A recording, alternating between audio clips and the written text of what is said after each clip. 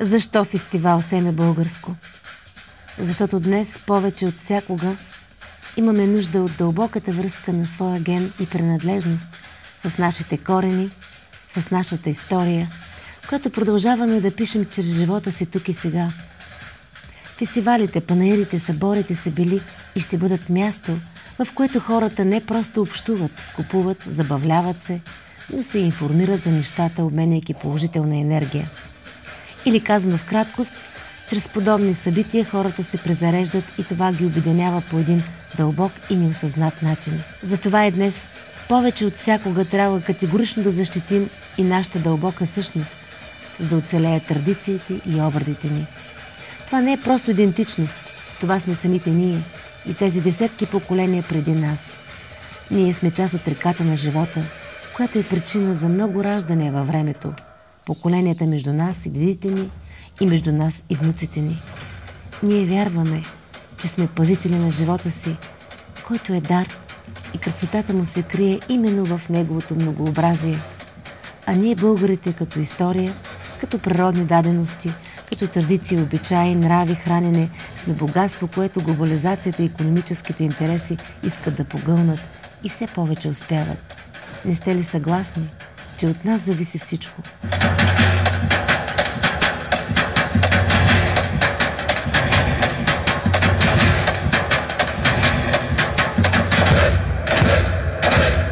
България е нашия дом, а домът е място, където обитава любовта, живееща в сърцата на всички ни, знаещи адреса на избора си. И тъй като всеки от нас има сърце закърмено с онези свидни аромати от цветята и плодовете, от истинския хляб на нашата свещена земя, от музиката на българските напеви, от детския смях и българското слово, всеки от нас може да последва това, защото това сме ние. А ние сме избора си.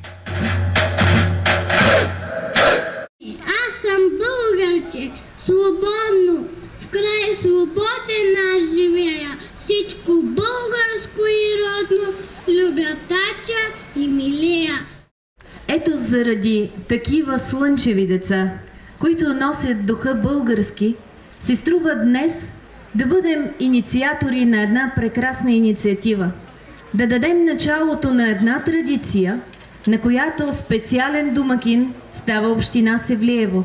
Да кажем, че семето българско ще съхрани рода, ще съхрани традицията, гена ни, ще ни съхрани като народ и ще ни дава истински повод да бъдем горди, че носим древността на този корен. На тези светли празници ние заедно тук, на територията на парк Казармите, ще засеем едно семе, което се нарича живот. Едно семе, което да ни припомни кои са ни корените и растейки да ни показва на къде вървим. Във времето назад, преди няколко месеца, когато се породи тая идея, се чудихме дали ще успеем за толкова кратко време да я осъществим. И аз в момента съм много щастлив за това, защото с екипа от община Севлиево и заедно с организаторите от рекламна агенция Алмазови, за краткото време успяхме да доразвием тази идея и този първи национален фестивал Семе българско вече да е факт. Разбира се, ние се ръководихме от основната кауза на фестивала, а тя е да подкрепяме едно здраво, растящо младо поколение, което така да расте заедно с българските традиции, с българския морал и с българската култура. Надявам се, че всеки от вас ще намери в тези 2 дни семето, което да засее, за да продължи българската традиция. Искам да кажа кои са хората в парка и каква е тяхната роля. Имаме организации, фирми и асоциации от областта на селското стопанство, екология, биопроизводство. Със специално внимание към местните производители се обръщаме. Производители и земеделски кооперации, билкопроизводители. Имаме цветна борса. Много такива, които са обвързани с мед и медна продукция. Всичко това, което виждате в парка, вина, мед, а за ракията по-късно, на по-късен етап, след 6 часа ще си говорим. И за всичко това, което се случва на територията на парка, може да разглеждате, може да питате, да получавате информация и съответно всеки един от тези хора е щедро насочен към това да ви продаде от своята продукция. Така че освен случващото се на сцена, което ще бъде нон-стоп тук при нас, може да обиколите 50 декара парк, в който да се насладите на това, което предлагат нашите производители, които са от цялата страна. Над 50 фирми вземат участие в изложението. Адмирации заслужават както организатори, така и кмета на общината, за това, че се опитват да правят нещо много хубаво, да ни върнат към корените ни. И се надявам, че този фестивал ще стане традиционен. Още повече не е случайно избрано мястото на фестивала. Още повече в този прекрасен парк просто е хубаво човек да излезе, да се поразпусне малко, да изяде децата си. И аз виждам, че така в очите на хората има така много радост, а и в гостите на града също така се чувства много добре. Темата на вашата лекция е възможностите за влияние върху политиката на селските стопанства от неправителствени организации. Какви накратко са възможностите това да се случи? Нарочно избрах лекция да бъде така сложно, със сложен изказ, опитвайки се да заинтригувам повече хора към това, което искаме да кажем, защото наистина има големи възможности. Трябва хората да осъзнаят, че вече много неща зависят от самите тях. Ние като неправителствена организация, в качеството ми на председател на Асоциацията на земеделските производители в България, вече имаме доста постигнати добри резултати в комуникацията с ръководството на Министерството на земеделието, с ръководството на различни общини, с комуникацията си с различни други обществени организации. Трябва хората да осъзнат, че те трябва да бъдат по-активни и особено за земеделските производители, че те сами могат да защитават свои интереси именно чрез своите неправителствени организации. Важно ли е хлябът да бъде замесен с български продукти? Разбира се, че е важно не само с български продукти, но и с българско настроение, с любов, с внимание. И още по-хубаво е, когато си замесиш хляба не само, ами с други хора, да споделиш момента и след като е готов самия хляб и него да споделиш. Така е най-хубаво. Хлебната къща Свети Христофор Габрово си меси собствен хляб. Какви видове предлагате? Кои са най-здравословните или всички са здравословни? Да, сега ще поясня. Хлебна къща Свети Христофор е част от мрежа хлебни къщи и в момента е едно от най-действащите звена на Народно читалище Свети Дамаскини Онуфрий Габровски. Хляба, който представяме тук, е също към програма мрежа хлебни къщи, но той си е отделно социално предприятие вече в града, обществен клуб Фурна хлебна къща. Предлагаме няколко вида хляб, които са приготвени с квас по стара рецепта. Издирили сме я от региона, с над 80 годишна история. Използваме чисти брашна, намерили сме мелница, която мели специално за нас, да кажем, грахама. И да, типов, бял, пълнозърнест, угър с твърда пшеница. Каква асоциация ще предизвиква у вас името Семе българско? Бъдещето. Това е първата ми асоциация. Една прекрасна инициатива именно за възраждане на българския дух, традиция и не на последно място тази прекрасна идея за подпомагане на семействата, които имат репродуктивни проблеми. Все пак децата на една нация са бъдещето и трябва да обръщаме внимание във всеки един детайл. И вярвам, че фестивалът ще има успех. Това първо издание, нека да има още 2 нули след единицата. Асистент Георгиев, разкажете малко повече с какво се занимава вашият институт. Общински земеделски институт се занимава с научно-изследователска дейност, основно с селекция на зърно-житни, зърноболово и технически култури, основно слънчоглед, създаден основно на хибриди и сортови пшеница, фасул и слънчоглед, както и тя, нали, семипроизводство. Важно ли е да съхраним нашите родни сортове или има и чужди такива, които са конкурентно способни на нашите? По принцип важно е, защото нашите сортове са едни от с най-хубавите качества, хлебопекарни, вкусови, които цяло са и с високо съдържание на основни витамини, ензими, там и всички такива основно. Госпожо Клисурова, намираме ви тук пред един прекрасен щанд с продукти от българска роза. По какъв начин, първо ми кажете, можем да познаем, че един продукт е произведен от истинска българска роза? Единственият документ, това е сертификата за качество. И той се дава от лабораторията Института по розата и лабораторията в София. Значи това са истинските документи, в които се виждат съставните елементи на продукта и те доказват автентичността на продуктите. Какво се произвежда от българската роза? Българската роза е един продукт, който като основна суровина се използва за производството на розовото масло, с което нашата страна се е прославила в далечното минало. Другият продукт, това е розовата вода, розово абсолю и розов субстрат. Значи, основните продукти, които се произвеждат от розата, са едни от суровините, са основни суровини в сектори като козметика и парфюмерия, медицина, тъй като има антиалергично и антисептично действие розата. И тези качества я правят приложими в продуктите, които казах и които гарантират здравето на хората, които ги използват. Вие знаете, би трябвало един нормален крем да ни предизвиква съответно странични реакции, ако е такъв.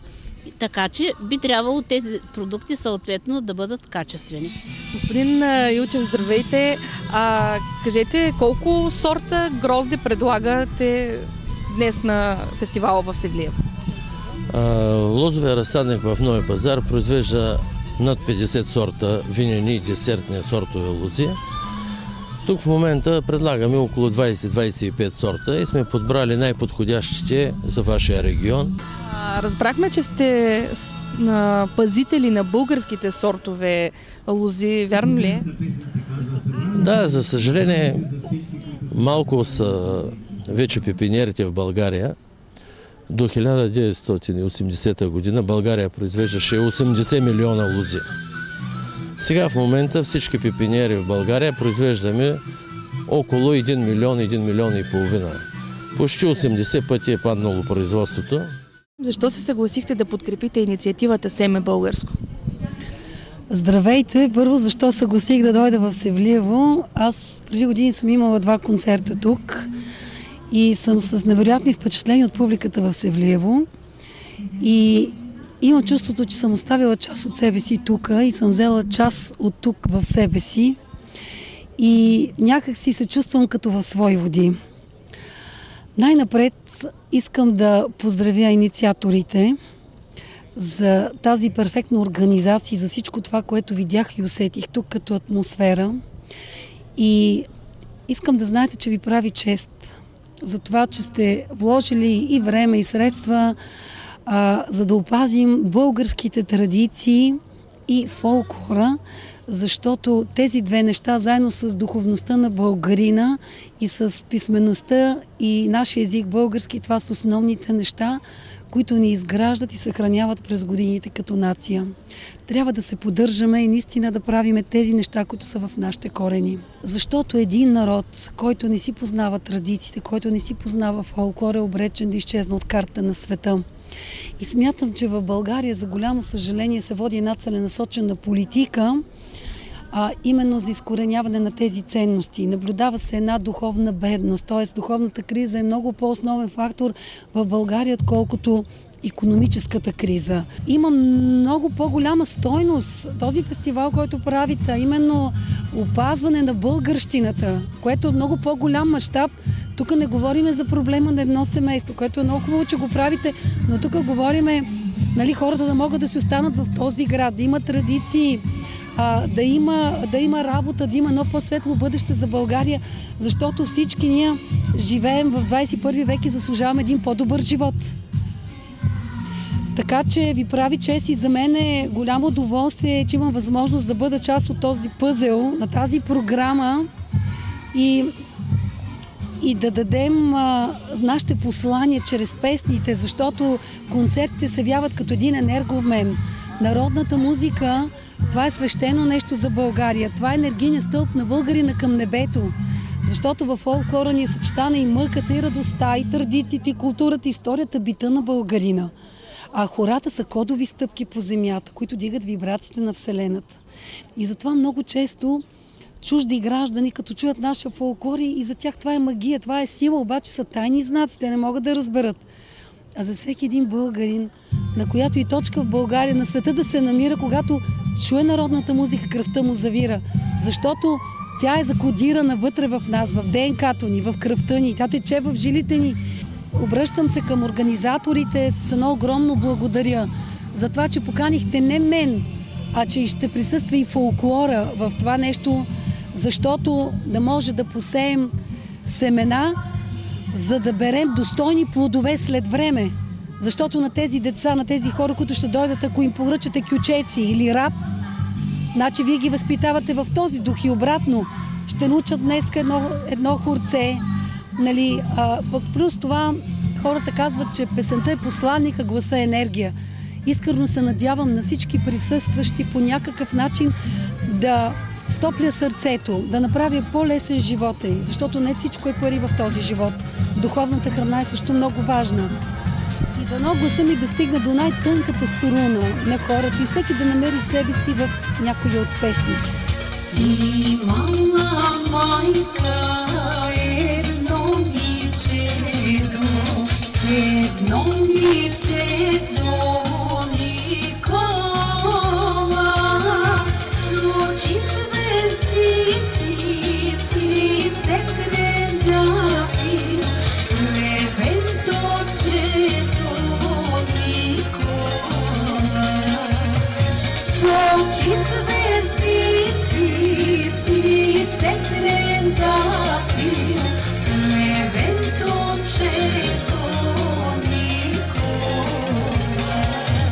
Каква асоциация извиква у вас, като чуете Семе български?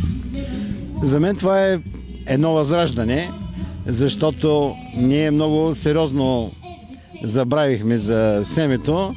Аз под това разбирам не само българския ген, който постепенно затихва сякаш, но и за онези растения, които са отрасли това семе, за семената на най-древните растения, в които има толкова слънчева светлина, колкото трябва. За оная природа, която се самовъзпроизвежда, тя се е самовъзпроизвеждала на нашата земя още преди нас да ни има тук. Но ние трябва да знаем, че сме изконно население от много отдавна. Трябва да гледаме в хиляди години назад, а не в стотици години. А семето българско означава за мен лично, че сме попаднали най-после на вярната пътека. Да си върнем първо онези растителни семена, които забравихме и които са изхранвали нашия народ. Например, като еднозърнестия лимец, като много от билките, които вече не могат да бъдат диворастящи или загиват постепенно като местни индимици, местни видове. Това би могло да бъде и нашето извинение към нашата природа. Сега е времето да съхраним семената, които постепенно изчезват, и да ги възпроизведем. Сега е времето на новите малки резервати, където хората трябва да се погрижат. Ето вижте какво става в една Холандия.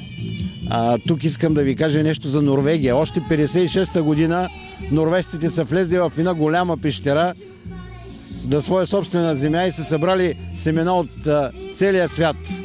И там има един стратегически световен резерв.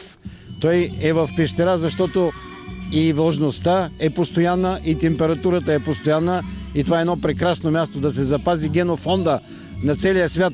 Но ние, които дадохме градинарството на България, които направихме всъщност растенията, култивирахме и одомашнихме голяма част от нашата добра флора, ние имаме задължение към тая земя.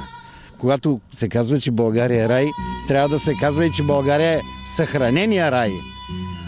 с изсичането на горите, което стана след поскъпването на електроенергията, ние загубихме много местни сортове ендемити, защото те са предимно горски. И когато изчезне една гора, с нея изчезват и тези растения. Но събития като това, което става в момента в Севлиево, правят чест и на града, правят чест и на организаторите. Защото тук се събират хора, които може би инстинктивно, може би по силата на това, че се възражда народния имунитет, започват да усещат, че няма бъдеще без земята, че няма бъдеще без истинските семена, които от една страна са изживели без човека, но от друга страна в днешните модерни времена май няма да могат без него, защото той е взел голяма част от земята им. И все пак трябва да сме наясно, че пред нас е бъдещето и пред нас е бъдещето като едно прекрасно минало. Връщаме се, събираме семената, запазваме технологиите на тия семена. Никога не е била толкова химизирана нашата земя, колкото сега. Край на химизацията, поне в планинските райони, ако ние създадем малките резервати, ако създадем живот за семената, които и без нас живеят, ние ще изпълним задачата, която днес си поставяме тук в Севлиево. И аз мисля, че това е една пионерска работа. Нека прибъде. Споменахте лимеца, виждам и щанд изцяло с продукти от лимец. Каква е тази култура? Няколко думи само да кажете за нея. Това е една... Какви са полезните и свойства? Първо пшеницата на света, която е съществувала преди човека.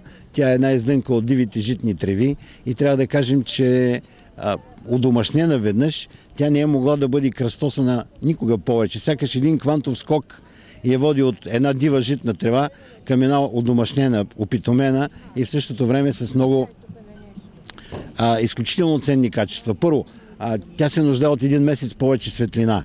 Светлината в нея е много. Погасналата светлина в хляба днес е от една пшеница, която не може да възпроизвежда себе си. Там е прекъснат хромозомната верига. Там, за да не може земеделица да пресява всяка година от своето собствено семе, така са направили световните компании, така са решили, че могат да контролират храната на света. Но срещу тях излиза един апостроф, един сериозен истински спомен от миналото и едно освобождение от хранителните властени на света. Лимеца, който може всяка година да се възпроизвежда от себе си и който няма да позволим повече да загине. Веднъж беше изчезнал от трапезата на българина, но когато в тези две шепи го намерих в източните Родопи преди 15 години и го възпроизведох в резерват Белкария в Боженския Балкан, тогава имаше само половин декар. Сега има 25 000, 30 000 декара лимец в България. Надяваме се, че до края, до 2020 година ще има 1 милион декара. И лимецът ще бъде толкова ефтин, колкото е сега пшеницата, така че той ще може да застане на всяка българска трапеза. Неговото сериозно истинско качество, неговите вибрационни сили са при повдигане на волята на човека. Един народ, който е приблизително склещен между интересите на световните монополи, на корпорациите, на различни политически групировки в света, той трябва да приповдигне волята си, а затова трябва да се почне от храната, не само от политиката. Второ, лимецът е този, който спасява децата от глутеновите алергии. Той е този, който дава повече висока вибрационна честота на нашите емоции, на нашата менталност. Значи ние мислим по-добре, когато се храним с лимец, ние чувстваме по-чисто, когато се храним с лимец и най-важното, той освобождава храната от агресията, която и внушава съвременната зърнена култура, която много малко прилича на някогашната пшеница. Можем да кажем, че толкова, колкото днешното мляко в супермаркетите, в картонените кутии, прилича на истинското мляко, издоено днес току-що от живата крава. Просто за онова не се знае дали тази крава е вече жива, дали има нещо от нея в тая картонена кутия.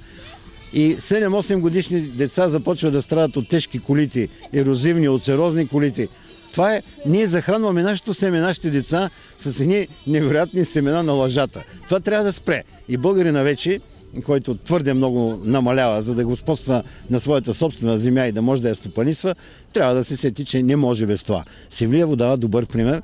Аз тръгвам след севлиевци, щом те са по тая пътека. Повече от 500 участника на сцената на 12 и 13 април в Националния фестивал Семе българско защитиха каузата да съхраним българското с песни и с танци. Семенцата, семенцата, с цветята на земята, на дърветата децата, това са семенцата, но дали са те послушни, като малките момчета, имат ли си две ръчички и крачета и нослета. Повече от 50 изложители показаха, разказаха и демонстрираха своите опитности и резултати и предадоха щафетата нататък. Хиляди хора споделиха надеждата, като присъстваха на фестивала и не само се запознаха с интересни факти, но и се забавляваха чрез арт-ателетата, в конкурсите ни за естърсаци, конкурс за никой не е по-голям от хляба, а за децата имаше много игри и награди, детско арт-ателе и забавление. Темата беше само една – от кълна до върха, все българско. Днес основната инициатива на фестивала е насочена към това да съберем средства за една инвитро процедура, за да подкрепим едно семейство, което се нуждае от такъв тип инвитро процедура, за да може това семейство до година да дойде тук с едно малко пеленаче и да кажем, че сме свършили основното, а именно да подкрепим тази инициатива и да дадем началото на нов живот. Затова и децата на Севлиево през последният един месец успяха да създадат различни много красиви сувенирчета, които са разположени на благотворителния базар. Всеки един от вас, който мине там, може да си купи и да пусне някой друг лев, за да може да подкрепим тази прекрасна идея на организаторите от рекламна агенция Омазови. За мен е важно в България да се раждат много деца. Аз, така като се порових из документите, разбрах, че всяко семейство, ако има по 2 деца, излизаме на кота 0. Трябва да има по 3-4, за да има прираст в България. В смисъл българчета да има повече. А за инвитро процедурите, ние с моята съпруга сме така, много подкрепяме тази инициатива. Помагаме на семействата така да в борбата си за детенце, защото самите ние имаме, слава Богу, дете чрез инвитро процедура, казва се Вики и спи в колата е там някъде на паркинга. Така че ако някой иска да види нашето семенце, което се роди чрез инвитро процедура, може да го види по-късно. Ние ще включим нея в конкурса за естърсаци, където ще вземат участие много деца. Но сега ти нямам възможност именно да подкрепиш тази инициатива, като пееш на нашата сцена, а по-късно заедно с всички останали ще се включим в гората на надеждата.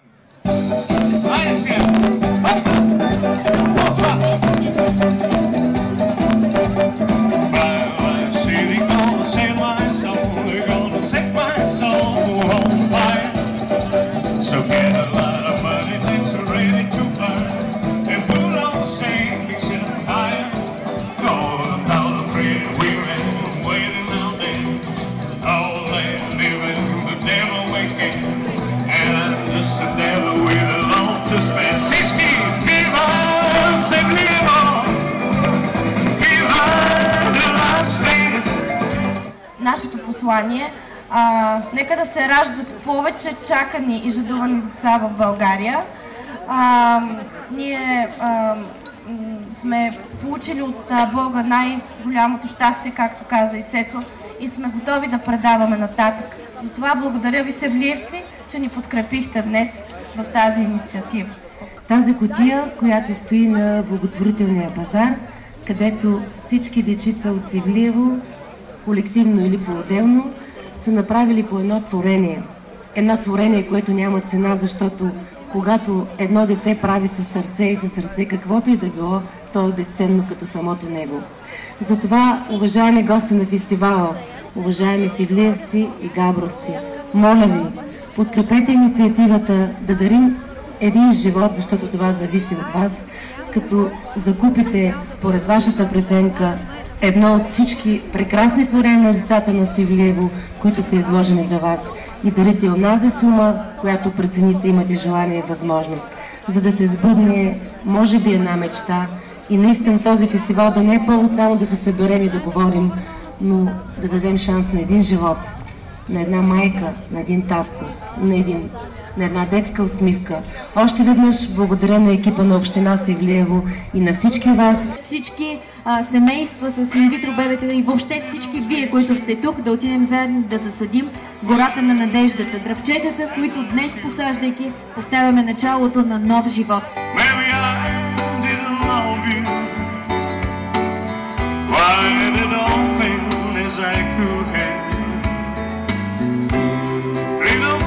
I should have said and done. I just never took the time. You were always on my mind. You were always on my mind. Maybe I didn't hold you all those lonely, lonely times.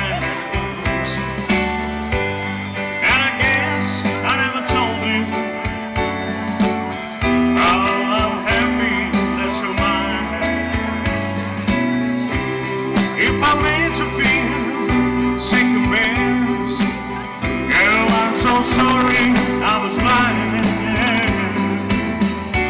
You were always on my mind.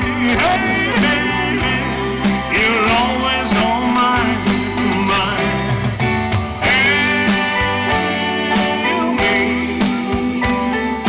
Tell me that your sweet love has died.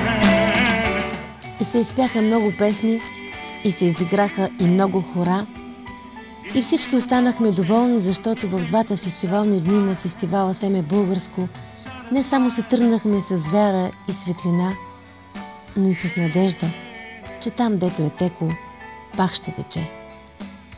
И дори оставихме следа в една гора, гората на надеждата, в един парк, където отново на Цветница и през следващата година ще бъдем заедно.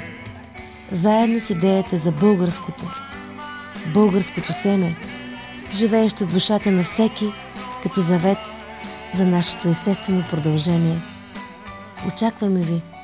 Нека да бъдем заедно в избора от кълна до върха, все българско.